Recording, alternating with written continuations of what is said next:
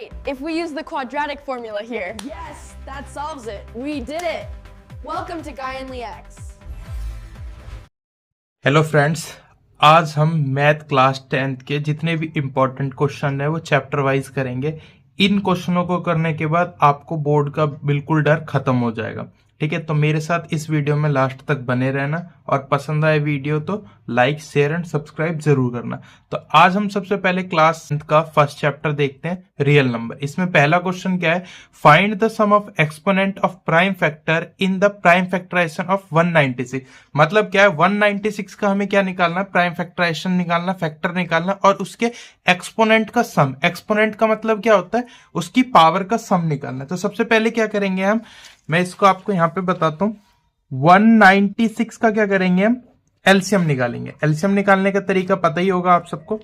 2 की टेबल में 19 कितने टाइम्स में आता है, 9 टाइम्स में 18 आएगा। अब यहां से क्या करेंगे, 8 टाइम्स में 16, तो ये हो गया 98। फिर 2 टाइम्स में ये कितनी बार में जाएगा, 4, और ये जाएगा हमारा 9। 7 की टेबल में 7 7 1, तो हमारा फैक्टर क्या आ गया, 196 का फैक्टर आ गया हमारा। 196 का फैक्टर है 2 मल्टीप्लिकेशन में 2 मल्टीप्लिकेशन में 7 मल्टीप्लिकेशन में 7। इसको हम क्या लिख सकते हैं, जब भी कोई संख्या 2 बार होती है तो वो पावर हो जाती है, 3 बार होती है तो वो इस क्यूब हो जाता है, 2 बार होता है तो स्क्वायर हो जाता है।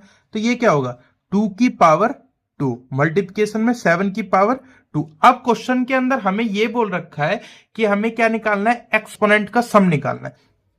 तो हमें एक्सपोनेंट क्या दे रखी है, एक्सपोनेंट मतलब जो पावर होती है। पावर क्या क्या दे रखी है हमें, 2 की पावर 2 और 7 की पावर 2, तो इनको लिख देंगे 2 and 2। तो हमें क्या निकालना था, एक्सपोनेंट का सम। सम ऑफ एक्सपोनेंट क्या हो जाएगा, सम ऑफ एक्सपोनेंट मैं शॉर्ट में लिख दे रहा हूं, 2 प्लस में 2 इक्वल्स टू क्या हो जाएगा, 4। तो इस क्वेश्चन का आंसर हमारा क्या है, 2 + 2 = 4। तो ये हमारे बोर्ड में आने के चांसेस है 1 नंबर या 2 नंबर में। तो इस क्वेश्चन को बहुत ध्यान से करना। सेकेंड क्वेश्चन है हमारा, 2 positive integer a and b can be written as a = x की पावर क्यूब y का square and b = x y का क्यूब। फाइंड एलसीएम और एचसीएफ। अभी तक हम डिजिट का एचसीएफ और एलसीएम तो निकालना जानते हैं, मगर यहाँ पे क्या आ गया, वेरिएबल्स आ गए। अब वेरिएबल्स का कैसे निकालेंगे एचसीएफ एलसीएम, तो इसको देखते हैं कैसे करते हैं। तो इसका सॉल्यूशन हम क्या करेंगे, सबसे पहले तो हमें a = क्या होता है, x का क्यूब y का स्क्वायर, और b की वैल्यू क्या दे रखी है हमें, x y का क्यूब। हमें ये पता होता है एलसीएम के अंदर क्या करते हैं, सबसे पहले एलसीएम निकालने का तरीका क्या होता है, वेरिएबल्स का। तो एलसीएम कैसे निकालेंगे, पहले देखेंगे दोनों के अंदर सबसे बड़ी x की सबसे बड़ी पावर क्या है, यहां पे x का क्यूब है और यहां x है, तो दोनों में से बड़ा कौन सा है, x का क्यूब, ऑब्वियस है। तो यहां पे आ गया x का क्यूब। अब y वाली वैल्यू भी है इसमें, y भी देखेंगे, y का स्क्वायर और y का क्यूब, दोनों में से बड़ा कौन सा है, y का क्यूब। इसमें तीसरा कोई वेरिएबल दिखाई दे रहा है, नहीं दिखाई दे रहा, तो इसलिए हमारा क्या हो गया, x का क्यूब और y का क्यूब। अब इसी की जगह पे हमें क्या निकालना है, HCF a and b, a और b का एचसीएफ निकालना है। यहां पे एलसीएम a और b का निकालना था। अब एचसीएफ a और b, एचसीएफ का मतलब होता है वो सबसे छोटी संख्या जो पूरी तरीके से डिवाइड हो सके। तो अब हमें यहाँ पे क्या देखना है कि x की टेबल में x का क्यूब है और x है, तो दोनों में छोटी संख्या कौन सी है, एक्स क्यूब या एक्स, तो ऑब्वियस सी बात है एक्स। वाई स्क्वायर और वाई क्यूब में कौन सी छोटी संख्या है, वाई स्क्वायर। तो ये हमारा सेकंड क्वेश्चन था। ये सीरीज थोड़ी फास्ट होने वाली है क्योंकि बोर्ड एग्जाम हमारे बहुत नजदीक है, तो यहाँ पे हम बिल्कुल स्लो एक एक चीज बहुत डीप में नहीं पढ़ेंगे। हम यहाँ पे क्या है, खाली क्वेश्चन देखने के लिए आए, तो यहाँ पे खाली क्वेश्चन देखेंगे और उसको सॉल्यूशन देखेंगे कि किस तरीके से हो सकता है। अब नेक्स्ट क्वेश्चन है, the ratio of LCM and HCF of the least composite and least prime number. सबसे पहले इस क्वेश्चन को सॉल्व करने के लिए हमें क्या देखना पड़ेगा कि लीस्ट नंबर होता क्या है, लीस्ट कंपोजिट नंबर क्या होता है। तो इसको हम जानेंगे कि किस तरीके से करेंगे। तो सबसे पहले हमें यह पता होना चाहिए कि इवन नंबर क्या होते हैं। इवन नंबर वो नंबर होते हैं जो 2 से डिविजिबल हो जाते हैं। ऑड नंबर क्या होते हैं, जो 2 से डिविजिबल नहीं होते। ऐसे प्राइम नंबर क्या होते हैं, जो अपनी टेबल से कटे और 1 से कटे, मतलब जिसके ओनली 2 फैक्टर्स होते हैं, उसी को क्या कहते हैं, हम प्राइम नंबर कहते हैं। जैसे प्राइम नंबर की सीरीज में हम देखेंगे, प्राइम नंबर में क्या आता है, सबसे पहले 2 आएगा, 2 अपनी टेबल से कटता है 2 से और 1 से, ठीक है। 3, उसके बाद 7, फिर 11, ये सब क्या है? Prime number. अब आता है कंपोजिट नंबर। कंपोजिट नंबर एक ऐसे नंबर होते हैं जो जिसके पास मोर देन 2 फैक्टर्स होते हैं, 2 से ज्यादा फैक्टर होते हैं, उसको क्या कहते हैं? Composite number. जैसे सबसे पहले हमारा कंपोजिट नंबर में क्या आएगा? कंपोजिट नंबर में आएगा हमारा सबसे छोटा कंपोजिट नंबर क्या होता है? 4। 4 के बाद हमारा आएगा 6, 6 के बाद 8, 8 के बाद 9, 9 के बाद 10, ऐसे करके पूरी हमारी सीरीज चलती है। तो यहां पे देखेंगे सबसे लीस्ट नंबर, सबसे लीस्ट प्राइम नंबर क्या है हमारा? सबसे लीस्ट प्राइम नंबर है 2 और सबसे लीस्ट कंपोजिट नंबर है 4। इसका क्या निकालना है हमें? एलसीएम और एचसीएफ निकालना है। तो एलसीएम और एचसीएफ का रेशो निकालना है। तो कैसे निकालेंगे? सबसे पहले तो एलसीएम निकालना है। एलसीएम कैसे निकलेगा इसका? एलसीएम के लिए हमें पता होता है जब भी दो सेम संख्या है इसमें क्या करेंगे, इन दोनों का एलसीएम क्या होगा? 2 और 4 का एलसीएम कैसे निकालेंगे?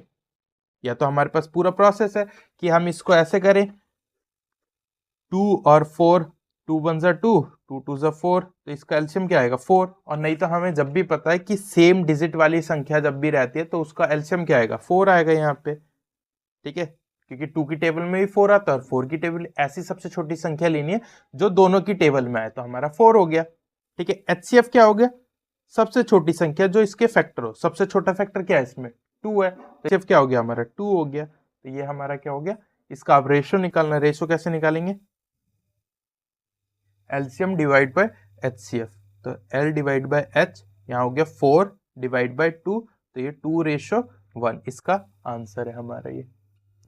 नेक्स्ट क्वेश्चन है हमारा, चेक वेदर 6 की power n can be and with the digit 0 for any natural number n।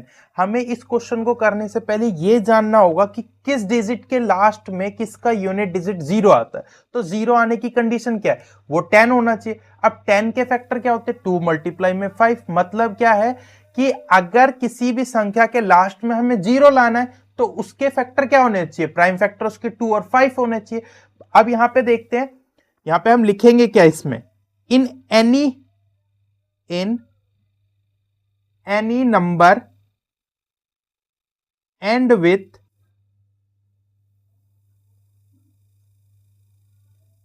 with zero it must be have be prime factor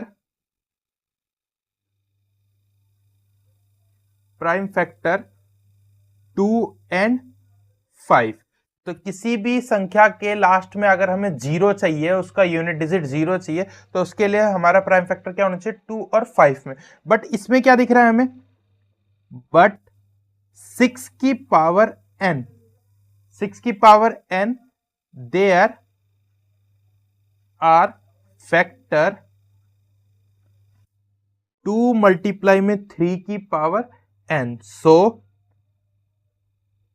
it will not be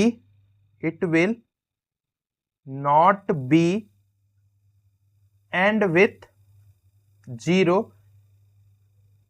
any value of n। अब इसको समझते हैं हम।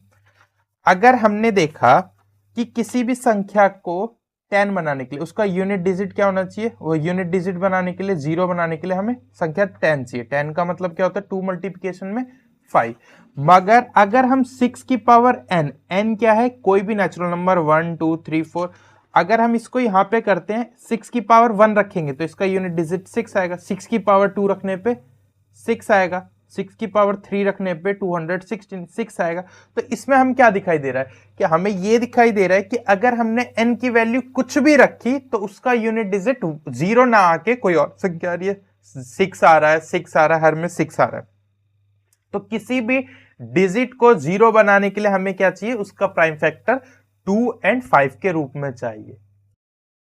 Fourth question है हमारा, on a morning walk 3 person step out together and their step measure 30 centimetre, 36 centimetre, 40 centimetre respectively.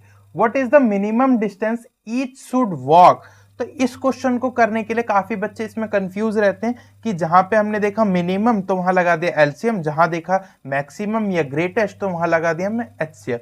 तो ऐसी गलती ना करें, क्योंकि कभी कभार ऐसा होता है जहां पे मिनिमम लिखा है वहां पे एचसीएफ भी निकालना पड़ता है।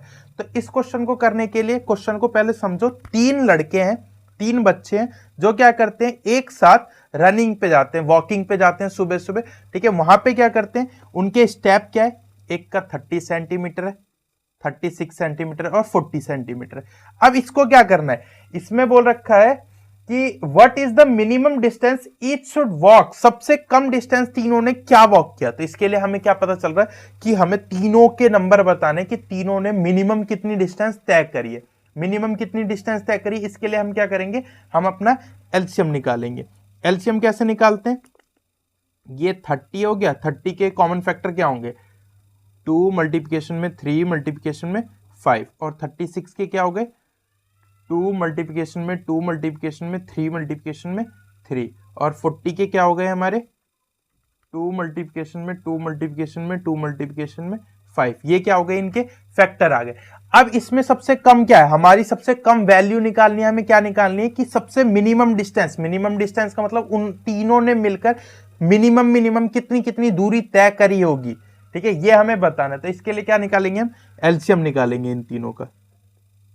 एलसीएम 30, 36 और 40। यहां पे मैं थोड़ा रैपिड करता हूं क्योंकि अब हमें पता है यहाँ पे पूरा बताने वाला सीन नहीं है, क्योंकि यहाँ पे क्या है, बोर्ड एग्जाम बिल्कुल नजदीक आ चुके हैं, 17-18 तारीख से तुम्हारे पेपर है। तो यहाँ पे बिल्कुल थोड़ी अपनी तैयारी बूस्ट करो और ये सब चीज, छोटी छोटी चीज तुम अपने आप से देखो।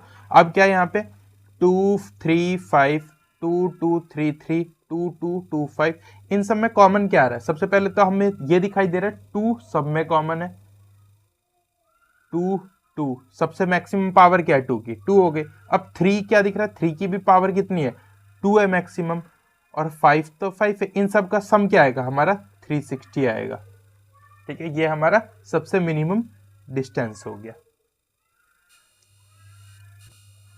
नेक्स्ट क्वेश्चन है, find the greatest number. Greatest number का क्या मतलब बताया अभी मैंने, एचसीएफ होता है। Which on dividing 1251, 9377 and 15628 leave remainder, उनके रिमाइंडर कितने बचते हैं। रिमाइंडर हिंदी में बोले तो शेषफल, हिंदी और इंग्लिश वाले सब ये वीडियो देख सकते हैं। हिंदी में कहते हैं रिमाइंडर को शेषफल, 1, 2 एंड 3 रिस्पेक्टिवली, मतलब क्रमानुसार।